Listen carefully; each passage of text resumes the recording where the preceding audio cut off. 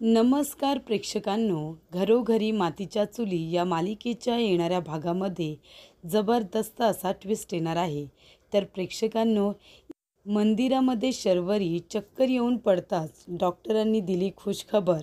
शर्वरी कधीच आई होणार नाही आणि ते बाळसुद्धा खोटं, असा कांगावा करणाऱ्या ऐश्वर्याला जानकीने पाडलं तोंडावरती. तर प्रेक्षकांनो, येणाऱ्या भागामध्ये कशा पद्धतीने गोष्टी घडत जाणार आहेत, उलगडत जाणार आहेत, आपण सविस्तरपणे बघूया. प्रेक्षकांनो, आपण बघितलं इथे आता विक्रांतची आई लॅबमध्ये जाऊन ते खरे रिपोर्ट घेऊन येते. त्याच्यामध्ये दोष शर्वरीमध्ये आहे, विक्रांतमध्ये नाही. हे सत्य जेव्हा तिला कळतं तेव्हा तिला खूपच जास्त राग येतो. आता हे सगळं कारस्थान विक्रांतचं असतं. शेवटीला इथे दोष जरी शर्वरीमध्ये असला तरीसुद्धा विक्रांतने शर्वरीपासून त्याचा हेतू कितीही चांगला असला तरीसुद्धा महत्त्वाची गोष्ट लपवलेली असते. शर्वरीला असंच वाटत असतं की दोष माझ्यामध्ये नाही, पण शेवटीला इथे आता खरा रिपोर्ट हाती आल्यानंतर दोष हा आता विक्रांतमध्ये नसून शर्वरीमध्ये आहे हे सत्य सगळ्यांनाच कळलेलं असतं. पण ज्या पद्धतीने विक्रांतच्या आईने तमाशा केलेला असतो त्यामुळे इथे शर्वरी खूप जास्त दुखावली गेलेली असते आणि आता तिला आपण आई कधीच होणार नाही या गोष्टीची खूपच जास्त खंत वाटत असते आणि ती स्वतःला त्रास करून घेत असते. म्हणजे आतापर्यंत ती ज्या गोष्टींवरती विश्वास ठेवत नसते, इथे आता उपास तापास करणं किंवा पूजा अर्चा करणं या गोष्टी तिला आवडत नसतात. पण आता तिने आई व्हावं अशी तिची मनापासून इच्छा असते आणि म्हणून ती या गोष्टी करायलासुद्धा सुरुवात करते. कधीकधी आपल्या मनातली इच्छा जर आपण देवाला मनापासून बोलून दाखवली तर कदाचित ती इच्छा आपली देव लवकर पूर्ण करतो. तसंही होतं. म्हणून इथे जानकीच्या सांगण्यावरून आता ती मंदिरामध्ये जात असते आणि देवाला एकच प्रार्थना करत असते की मलासुद्धा आई होण्याचं सुख दे. त्यापेक्षा मला अजून मोठं काहीही नको. मला आयुष्यामध्ये सगळं काही मिळालं, एक चांगला नवरा, एक चांगलं कुटुंब, पण आता मला आई व्हायचं आहे, असं शर्वरी सातत्याने म्हणत असते. या गोष्टीवरती आता शर्वरी कसा काय विश्वास ठेवते, तर ज्या वेळेला ते रिपोर्ट तिच्या हाती लागतात घरातले सगळेजण तिला समजावतात की काळजी करू नको, पॉझिटिव्ह विचार कर, सगळं काही पॉझिटिव्ह घडणार आहे. तेव्हा प्रेक्षकांनो, इथे आता जानकी शर्वरीला म्हणत असते, हे बघा वंश, काळजी करू नका, चांगला विचार करा. देव तुमच्यावरती अन्याय कधीच करणार नाही. तुम्ही कधी कुणाचं वाईट केलं नाही ना, देव तुमचं वाईट का करेल? आणि मेडिकल सायन्स किती पुढं गेलं आहे, आपण काही ना काहीतरी नक्की करू, आपण तुमची योग्य ती ट्रीटमेंट करू ना, असं इथे जानकी म्हणत असते. तिला धीर देत असते, तिचा आत्मविश्वास वाढवत असते. त्यानंतर इथे सुमित्रासुद्धा जानकीला म्हणते की जानकी, आपण शर्वरीच्या नेहमी मनाजवळ थांबायचा, तिला सांगायचं तू एकटी नाही आहेस, आपण आहोत ना तिच्याबरोबर, तिला या दुःखातून आपण बाहेर काढायचं.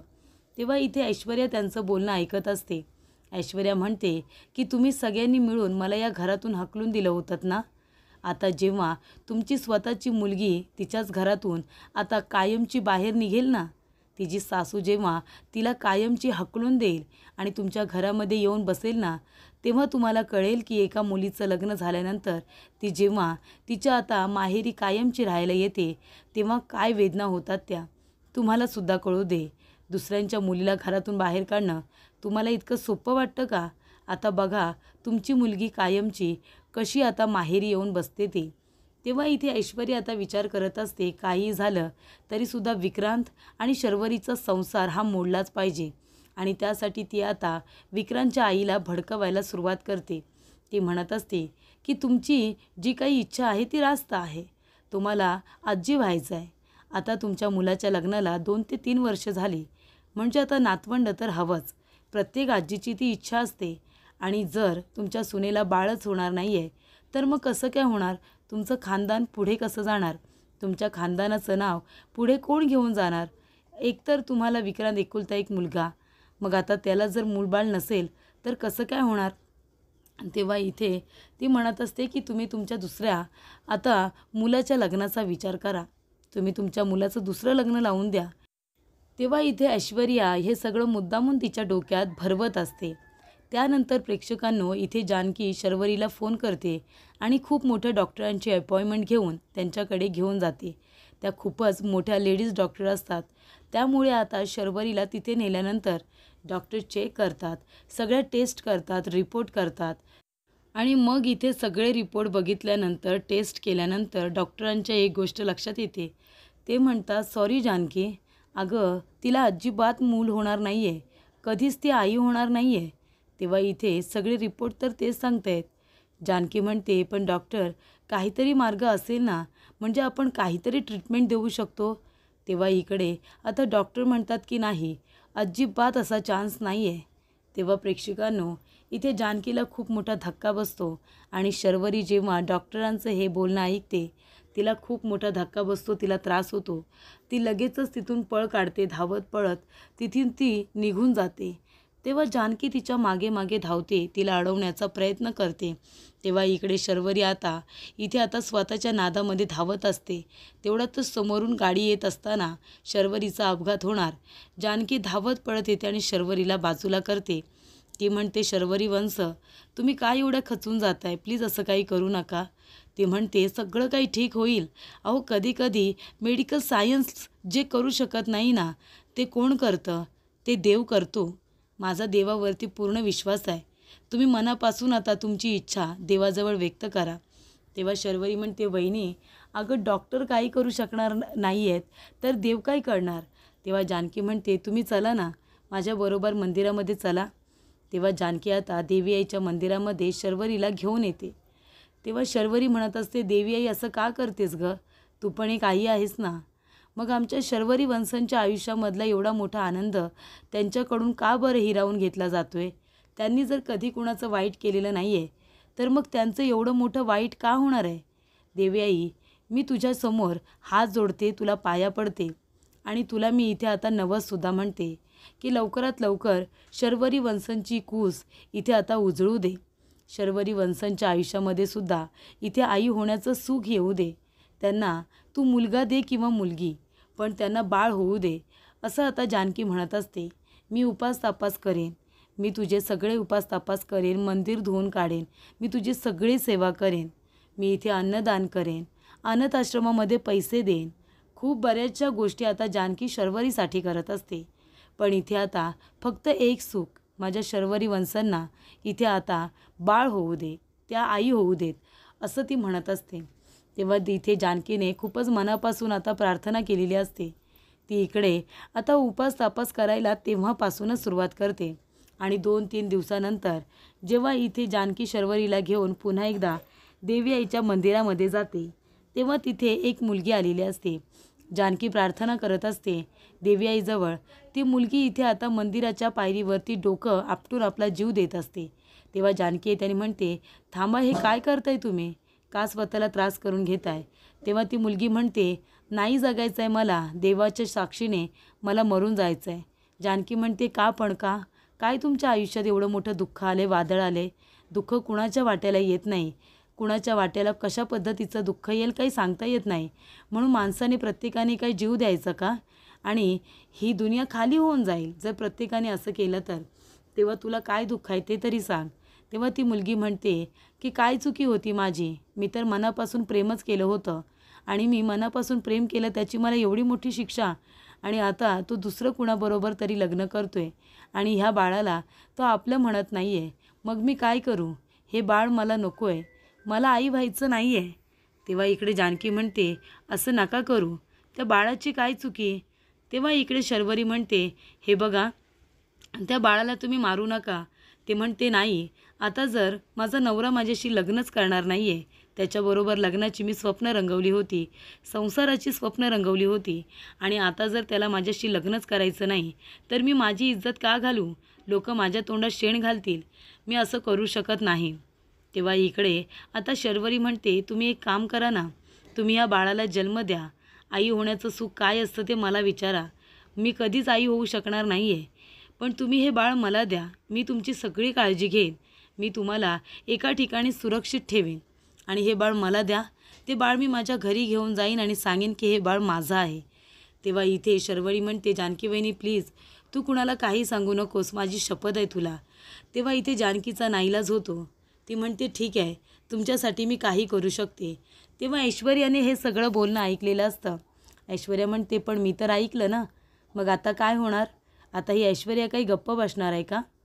त्यानंतर प्रेक्षकांनो, इथे ठरल्याप्रमाणे त्या मुलीला आता एक छान आता रूम राहायला दिलेली असते आणि तिथे शर्वरी आणि जानकी त्या मुलीची व्यवस्थित काळजी घेत असतात. आणि इथे जानकी शर्वरी घरी आल्यानंतर शर्वरी म्हणत असते की विक्रांत, तुला माहिती आहे, अरे मी सुद्धा प्रेग्नेंट आहे, मी सुद्धा आता आई होणार आहे, मला दिवस गेलेत. तेव्हा इकडे विक्रांत म्हणत असतो, तू खरं बोलतेस का? तेव्हा इकडे आता विक्रांतच्या आईने त्यांना सांगितलेलं असतं, मला नातू हवा आहे, मला या घरामध्ये बाळ हवं आहे, तुम्हाला मी फक्त 2 महिने देते, 2 महिन्यामध्ये काही झालं नाही ना तर बघा मी काय करते ते. तेव्हा इकडे आता खूपच जास्त शर्वरी प्रेशर खाली असते आणि त्यामुळेच तिने हे उचललेलं पाऊल असतं. ती आता 1-1.5 महिना झाल्यानंतर विक्रांतला म्हणते की विक्रांत, डॉक्टरांनी सांगितले मी आई होणार आहे.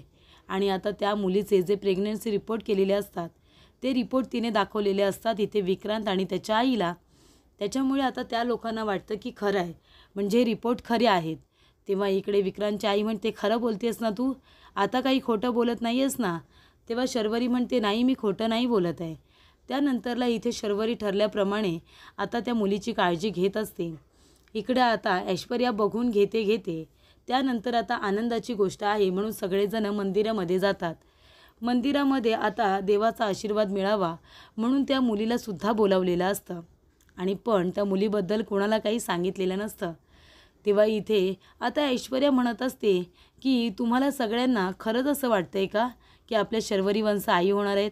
नाही, तसं असेल तर चांगलीच गोष्ट आहे, पण मला तर वाटत नाही की त्या आई होणार आहेत म्हणून.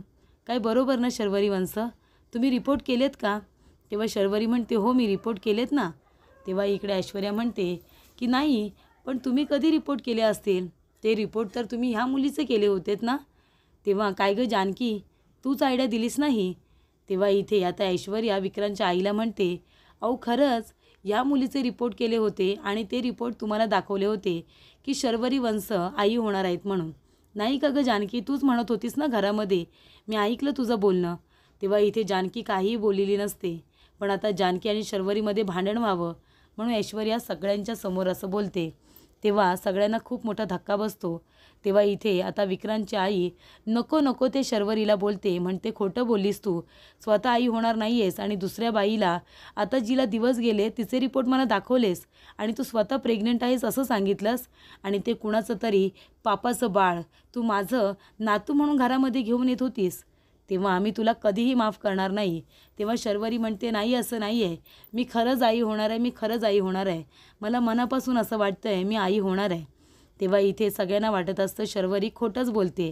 जानकी म्हणते, शर्वरी वंश थांबा, तुम्ही स्वतःला इतका त्रास करून घेऊ नका. त्याच्यानंतरला इथे शर्वरी आता म्हणत असते, विक्रांत तू तरी विश्वास ठेव. तेव्हा इथे आता ऐश्वर्याने खूपच जास्त आग लावलेली असते की या दोघींनी हा सगळा प्लॅन केला होता. ह्या मुलीला सांगितलं होतं की बाळाला जन्म दे म्हणून आणि ते बाळ घेऊन शर्वरी वंश तुमच्याकडे येत होत्या. सॉरी, मला माफ करा, पण मंदिरामध्ये तुम्ही सुख शांतीसाठी पूजा करायला आलात, मग इथे खोटं कसं काय बोलायचं, म्हणून मी हे खरं तुम्हाला सांगितलं. तेव्हा इथे आता शर्वरी मंदिरामध्ये जोरात रडायला लागते आणि जानकीला म्हणते, काय गं जानकी वहिनी, का तू ही गोष्ट लपवली नाहीस, का तू सांगितलंस घरी?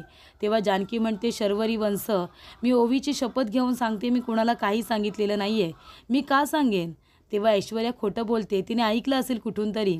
तेव्हा इथे शर्वरी आता जोरात बोलायला लागते आणि तिला अचानकपणे चक्कर येते आणि ती मंदिरामध्ये कोसळते.